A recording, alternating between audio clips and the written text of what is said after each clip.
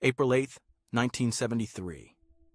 A 91-year-old man takes his last breath in the south of France, leaving behind 14,000 paintings, 7 women who called him theirs, and 3 who unalived themselves because of him. His grandson will attempt the same thing just days later after being turned away from the funeral. And here's the thing that gets me. Every single one of those relationships, every transformation in his art, every psychological game he played, it's all in his chart. Scorpio Sun in the 4th house, Leo rising, a Taurus stellium that made him the richest artist in history. Wait till you see how his Venus placement predicted the exact pattern he'd repeat with every woman. And how that Scorpio intensity literally changed how humanity sees reality. We're going from a birth that literally started with death and resurrection, Wedadur, to locking his first lover in a room because the jealousy was that intense, to the moment he told 2 women to physically fight over him and called it his favorite memory. You'll see how a 45-year-old Scorpio seduced a 17-year-old on a Paris street, kept her hidden for years, and she spent 50 years waiting for him before ending it all. We're covering the painting that changed art forever when nobody even liked it, the masterpiece he created in rage after reading about a bombing in the newspaper and why his own children refused to speak to him. Every woman marked a different art period. Every ending was a death. Every new relationship was a rebirth. This is Scorpio intensity at its absolute peak. And by the end, you'll see why 3 women couldn't survive it. If you're obsessed with understanding historical figures through astrology, hit subscribe. And listen, I want to know, would you rather have Picasso's Scorpio creative genius knowing it comes with his toxic relationship patterns, or would you pass? Drop your take in the comments because I'm genuinely curious if you'd want that level of intensity in your chart. So, Pablo Picasso, born October 25th, 1881 in Malaga, Spain. Scorpio Sun, Sagittarius Moon, Leo rising. And honestly, this chart is pure creative possession. His Scorpio Sun sits in the 4th house. The 4th house rules home, family, roots, and legacy. Scorpio here doesn't just want to make art. It wants to transform art itself, to create a legacy so powerful it becomes immortal. This placement explains why his family wasn't his actual children. It was his work. His art was his lineage. Then there's his Leo rising. That's the mask he wore for the world. Dramatic, magnetic, needed to be seen as the artist, capital T, capital H, capital E. Leo rising craves public adoration, and Picasso got it. But underneath that showy exterior, pure Scorpio intensity. His Sagittarius Moon in the 5th house gave him emotional freedom. The 5th house is creativity and pleasure, and Sagittarius here meant he needed constant adventure, constant newness in his creative expression. That's why he couldn't stay in one style. His emotions literally required transformation to feel alive. And here's where it gets wild. He had a stellium, Jupiter, Saturn, Neptune, and Pluto all piled up in Taurus in his 10th house. The 10th house is career and public reputation. Stellium is when multiple planets cluster together, creating concentrated power. In Taurus, the sign of material wealth and building something permanent, this man was cosmically programmed to transform the material world through art and become stupidly rich doing it. By the time he passed away, he was worth hundreds of millions, richest artist in history. His Mercury in Scorpio meant his mind was penetrating, obsessive. He saw patterns nobody else could see. He looked at a face and saw it from 5 angles simultaneously, which is literally what Cubism is. This chart, it's the blueprint for someone who would consume everything, art, women, life itself, and transform it all. October 25th, 1881, Malaga. According to legend, Pablo was born dead. The midwife thought she'd lost him. His uncle blew cigar smoke in his face and he cried. Very Scorpio entrance into the world. Death, then resurrection. That theme follows him his entire life. His father, José Ruiz Blasco, was an art teacher. Picasso's first word was pis, short for lapis, the Spanish word for pencil. At 7 years old, he was already painting with his father. By 13, his skill had surpassed his dad's. When Jose saw what his son could do, he reportedly gave Pablo his brushes and palette and vowed never to paint again. That's the Scorpio intensity showing up early. Total domination of his craft. even as a child. Age 13, tragedy. His younger sister Conchita passed away from diphtheria at only 7 years old. Picasso later told his partner, Françoise Gillot, that he made a deal. He'd stop drawing if his sister could live. She didn't make it, and that failed promise haunted him. Scorpio doesn't forget. Scorpio carries its ghosts. After Conchita's passing, the family moved to Barcelona. Age 14, Picasso enrolled in the School of Fine Arts where his father taught. He skipped the first 2 years because his entrance exam was so good. But here's the thing. Scorpio doesn't follow other people's rules. He stopped attending classes, just painted whatever obsessed him. Age 16, he moved to Madrid, enrolled in the Royal Academy of San Fernando, and immediately dropped out. He spent his days wandering the Prado, studying Velázquez, Goya, El Greco, learning on his own terms that Sagittarius Moon needed freedom to explore, and Scorpio Sun didn't need teachers. He needed to transform himself through experience. By age 19, he was living in total poverty in Barcelona and Paris, sleeping in freezing studios, burning his own paintings for warmth. But he was painting obsessively. That 10th house, Taurus stellium, meant career was everything, and he was willing to suffer to build it. Age 20. His close friend Carlos Casagemas unalived himself in Paris. The grief hit hard, and Picasso entered what we now call his blue period. Dark, melancholic paintings of the poor and suffering. Scorpio lives close to death. It doesn't shy away from pain. It paints it. 1904, he met Fernande Olivier, his first major relationship. She was a model, living the bohemian life in Montmartre. Together they did opium, threw wild parties, lived in extreme poverty. Fernanda inspired his rose period, harlequins, circus people, warmer tones. She brought some lightness to his Scorpio darkness, but that Leo rising needed validation, and the Scorpio possessiveness started showing. He became insanely jealous, would lock her in their apartment when he left. Fernanda had been his muse, but as he grew more successful, his need for control intensified. Classic Scorpio shadow behavior, using psychological power to dominate. Everything changes. Age 26, Picasso unveils Les Demoiselles d'Avignon. 5 women, their faces shattered into geometric shapes, inspired by African masks. People were horrified. His friends called it ugly, disturbing, wrong. But Scorpio transforms by destroying first.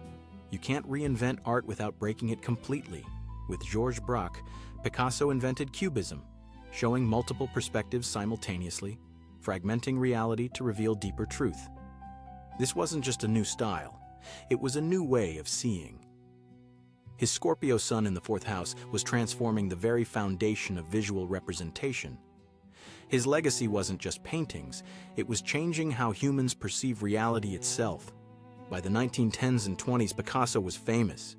And this is where that Leo rising really kicked in. He needed constant public validation, which for him meant constant women. 1911, he met Eva Guel while she was friends with Fernand. He started an affair with her, then left Fernand for Eva. Scorpio doesn't do halfway. When they're done, they're done. He called A Jolie, my pretty one. She became the queen of his Cubist works. He painted I Love Eva on his canvases. But in 1915, Eva got sick. Tuberculosis. And even as he cared for her, Picasso was already sleeping with someone else. When Eva passed away, he was devastated. Wrote to Gertrude Stein that his life was torment, but he'd already moved on emotionally before she was even gone. That's the Scorpio pattern. Intense devotion until it isn't. 1917, working with Sergei Diaghilev's Ballet Russes, Picasso met Olga Koklova, Russian ballerina, high society, beautiful. They married in 1918, had a son named Paolo in 1921. His art shifted to neoclassicism, more traditional, elegant. Olga wanted a respectable life, dinner parties, aristocratic salons, and for a while, Picasso played along. But you can't cage a Scorpio Sun with a Sagittarius Moon. He needed transformation, adventure, freedom. By the late 1920s, he was suffocating. 1927, he's 45 years old, walking through Paris, and he spots a 17-year-old girl, Marie-Thérèse Walter. He approached her, said, "I'm Picasso. We're going to do great things together." And just like that, he started an affair while still married to Olga. Marie-Thérèse was young, athletic, uncomplicated, not interested in art or intellectual circles, just present, playful. That Sagittarius Moon loved her spontaneity. She inspired some of his most sensual, vibrant works: The Dream, the Vollard sweet etchings, paintings dripping with erotic energy. 1935, Marie-Thérèse gave birth to their daughter Maya. Picasso was delighted, but he kept Marie-Thérèse and Maya housed separately, hidden away from his other life. Olga discovered the affair and lost it. She threatened him, stalked his other women, but Spanish law at the time meant divorcing her would cost him half his fortune. So he just never did. They stayed legally married, living separately until Olga passed away in 1955. And here's where the Scorpio psychological manipulation really shows. By the mid-1930s, Picasso was juggling Marie-Thérèse and a new woman, Dora Maar. 1936, Picasso watched Dora at Les Deux Magots, stabbing a knife between her splayed fingers over and over. She was intense, a surrealist photographer, intellectual, anti-fascist activist. She spoke Spanish. Scorpio found its match. Dora challenged him in ways Marie-Thérèse couldn't. But here's the twisted part. When both women demanded he choose between them, Picasso told them to fight it out, literally. He wanted to watch them battle over him. He later said it was one of his favorite memories, the control, the psychological game, pure Scorpio shadow. Dora became his partner during one of his most important creative periods, April 26, 1937. During the Spanish Civil War, Nazi Germany's Condor Legion bombed Guernica, a small Basque town. Over 3 hours, they dropped 100,000 pounds of explosives, strafed fleeing civilians with machine guns. 1,600 people were wounded or eliminated. The town burned for 3 days. Picasso was living in Paris, working on a mural for the Spanish pavilion at the Paris International Exposition. When he read George Steere's eyewitness account in the newspaper on May 1st, he abandoned his original idea entirely. He began Guernica. 11 feet tall, 25 feet wide, black, white, and gray. A screaming horse, a bull, a mother holding her lifeless child. Flames, dismembered bodies, the suffering of war distilled into pure visual trauma. This is Scorpio's gift, the ability to channel collective pain and transform it into something that forces you to look.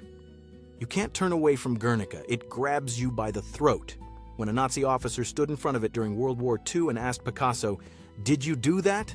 Picasso responded, "No, you did." Dora photographed every stage of Guernica's creation. She documented his process, his evolution. But as the years went on, living in Picasso's shadow broke her. He called her the weeping woman and painted her crying over and over. She suffered from depression, self-doubt. Their relationship lasted 9 years, and when it ended, Dora basically withdrew from the world, spent the rest of her life alone. 1943, age 62, Picasso met Françoise Gillot. She was 21, a painter herself. And here's the thing. Françoise was the only one who escaped. They were together for 10 years, had 2 children, Claude and Paloma. But Françoise saw through him. In her 1964 book, Life with Picasso, she described him as astonishingly creative, intelligent, seductive, but also vicious, sadistic, merciless. She said, "You were there for him. He was not there for you." She left him in 1953, taking the children. Picasso never forgave her. He severed ties with Claude and Paloma entirely, his own children, because Scorpio doesn't handle rejection well. Someone walking away? Unacceptable. He'd rather erase them than process the loss. So let's talk about the patterns here, because they're textbook Scorpio behavior. First, the obsessive intensity. When Picasso was in, he was all in, devoted, consuming, overwhelming. But the second the relationship lost its transformative power, he was already on to the next one. That's the death and rebirth cycle Scorpio lives by. Each woman was a phase. When that phase ended, so did she. Second, psychological control. Scorpio's shadow side is manipulation. He isolated Fernande, hid Marie-Thérèse, emotionally tormented Dora, demanded Claude and Paloma choose him over their mother. He used his insight into people's vulnerabilities as a weapon. That Mercury and Scorpio saw everything and exploited it. Third, the artistic transformation. Every woman inspired a different creative period. Fernande, Rose period, Eva, Cubism, Olga, Neoclassicism, Marie-Thérèse, sensual, vibrant surrealism. Dora, the Weeping Women, Guernica, political rage. Françoise, warmer, familial works. He didn't just paint them, he transformed himself through them. And fourth, the need for power. That Taurus stellium in the 10th house meant his career was his identity. He painted over 14,000 works, drawings, sculptures, ceramics, over 100,000 pieces total by the time he passed. His productivity was inhuman. Art wasn't something he did, it was something he was. Guernica toured the world, raising awareness about the Spanish Civil War. When Franco won and established a fascist dictatorship, Picasso refused to let the painting return to Spain. He said it could only go back when democracy was restored. The painting spent decades at the Museum of Modern Art in New York, growing more famous each year. Picasso lived through World War II in Nazi-occupied Paris. He stayed in his studio on Rue des Grands Augustins, kept painting. The Nazis hated his work, called it degenerate art, but he was too famous to touch. After Olga's passing in 1955, Marie-Thérèse thought Picasso might finally marry her. He didn't. Instead, in 1961, at age 79, he married 27-year-old Jacqueline Roque. She'd been working at a pottery studio where he created ceramics. She became his second and final wife. Jacqueline was the most painted, over 400 portraits. He painted 70 portraits of her in 1 year alone. She became his final creative obsession, but by then, his family relationships were destroyed. His son Paolo struggled with substance issues. His grandchildren barely knew him. And when Picasso passed away on April 8, 1973, at 91 years old, Jacqueline refused to let Françoise or her children attend the funeral. She was guarding his legacy the way he'd guarded his ego. His grandson Pablito, Paolo's son, showed up to pay respects. Jacqueline turned him away. 3 months, Pablito unalived himself. He drank bleach, passed away at 24. 4 years after Picasso's passing, in 1977, Marie-Thérèse Walter, the woman who'd loved him for 50 years, hung herself. She'd waited her entire life for him to choose her. He never did. Then in 1986, Jacqueline, his widow, ended her own life too. 3 women, gone because of their connection to one Scorpio man. So here's what the chart explains. That Scorpio Sun in the 4th house. His legacy was art, not people. His family was his work, and he protected it ruthlessly. He sacrificed human relationships for creative immortality. And he got it. That Leo rising? He needed to be the artist, not just famous, legendary. And he achieved that. Walk into any modern art museum and you're walking through his influence. That Sagittarius Moon in the 5th house. Constant creative freedom and adventure. He couldn't be contained by one style, one woman, one way of living. That emotional need for transformation drove everything.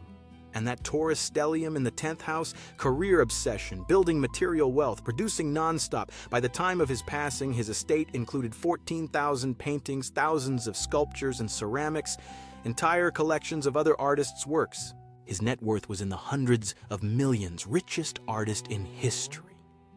But here's the thing about Scorpio. Transformation requires destruction. You can't create the new without ending the old. Picasso applied that philosophy to everything. His art, his relationships, his life. He didn't just make paintings, he destroyed traditional representation and rebuilt it as Cubism. He didn't just have relationships, he consumed women, transformed through them, then moved on when the energy shifted. He didn't just build a legacy. He made himself immortal by sacrificing everything else. The psychological manipulation, the control, the inability to forgive, the emotional detachment masked as intensity. It was all there. Women called him a vampire, said he drained their creativity, their sense of self. That's what happens when Scorpio's power goes unchecked. But you can't deny the genius. Les Demoiselles d'Avignon, Guernica, the entire Cubist movement. He changed what art could be. Proved that representation wasn't about realism, but it was about revealing truth through transformation. Every modern artist lives in his shadow. Every fragmented perspective, every abstraction, every piece that makes you see differently, It traces back to Picasso. So was he a genius or a monster? Both.